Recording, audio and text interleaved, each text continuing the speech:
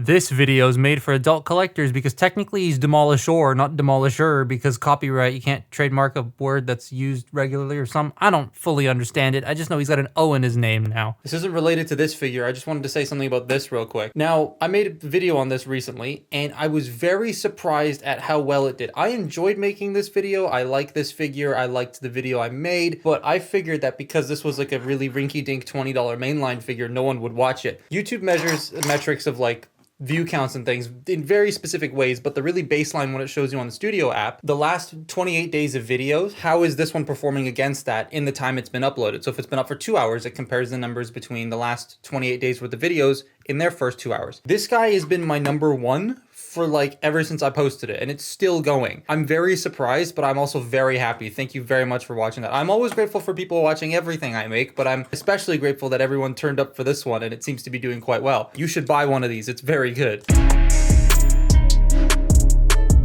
This is one of those unfortunate Revenge of the Fallen / 2010 figures where, well, the rubber on it will slowly melt the figure away. I picked this guy up to put in this shot because he's another figure that has examples of melting. And I noticed, I don't know how well you're going to be able to see this, the treads, the treads have started melting away right there. They've started melting away the plastic here and here on this leg. So it's starting to go already just because the treads have been sitting here. That's fantastic. This copy of Demolishor hasn't started melting itself yet, but I've popped down to my local comic shop, Comic Alley Toys, not sponsored, and found a scavenger off the same mold that was eating itself. All the red on the melty bits on the treads are the treads basically taking the red material off where they would peg in, because that's what the rubber did. It corrodes the plastic or something. There's also some yellow on it, which is from a bumblebee that it was sitting on top of in the same box for a few months. Modern day blast effects kind of have a similar reaction to plastic. It's so weird, but this deco on this mold is so damn nice. This is actually the Hunt for the Decepticons version, and I only found that out a few minutes ago, so that's another figure I can tick off my Hunt for the Decepticon list. I'll start in alt mode because the way this transforms is neat, even though the robot looks like poopy butt face. I love the sense of scale this mold gives off with the massive staircase and the enormous tread details. The treads are brown to show that they have mud on them, but I don't think they pulled it off quite well because they're just entirely painted brown. There's no like extra bits on here, although with how the rubber flexes for transformation, I don't know if that would have been smart. I do adore the purple windows. They add a small touch of evil into the mix, and the bucket arm can go up and down. I love the Mech Alive gearing in the arm. It's so cool and smooth to mess with. God, I wish they did that more. Oh, and because I have every Studio Series leader, here's the new version, which I was surprised when the guys at Comic Alley told me people buy the Red Voyager way more than the new leader. The new leader ain't that expensive. It's bigger, better, and won't melt, but people still want the old one more. Hey, you buy whatever you want. I don't care. I just thought it was rather interesting. I would love for them to do the leader in the white Demolishor deco, but seeing as Scavenger shelf warm for over a year, I'm not surprised they haven't done it yet. I do wish these bits on the back had somewhere to go though, but they tuck away nice enough. I do feel bad for the person who had to design this thing, because how do you do this? It's like a horrible task to be given. Oh, it was Eric. The transformation is not the greatest, but the way the treads like convert is so cool, even if the byproduct is melting the toy. So I just did some reading on the wiki because I wanted to double check to make sure I got my facts right about the treads with, you know, them melting the toy, because I heard about it through other people, but I wanted to make sure that I got my points correct, so I looked it up. And apparently, according to the wiki, these treads were not originally going to be rubber. They were going to be segmented hard plastic, but there was like a budget thing or something. They had to change it. That would have been really cool to see, but I can also see that being pretty expensive. Getting this guy into his robot mode is very odd. Where'd the leader go? How did I lose the... There it is. This guy, I don't really like transforming that much because he's a bit fiddly and clunky and weird. Doesn't change with this. It's exactly the same, just smaller. Not exactly the same in how it transforms, but in how it feels to transform. So the first thing we're going to do is we're going to just extend these out the back here. We're going to extend this out the front. And you're going to unpeg the treads and bring them down. They peg into here, which I highly recommend don't peg them into here because then, you know, it won't eat the friggin' thing. But they do also peg into here as well to stay in place. So once you get the treads down like that, we're going to take the whole figure and split it in half and just straighten the arms out all the way for now. We'll worry about the arms later. We'll do the treads and head first. So you want to fold this section up back here. It won't go all the way because there's tabs in the way right now, but you rotate this section around. Now you can fold this flat fully into the head. It's like the top little head crest. And you also have these bits in the correct place. So you want to take the treads and bring them around and peg them into here. We'll do them last because I really want to show you how those work. But you bring those around.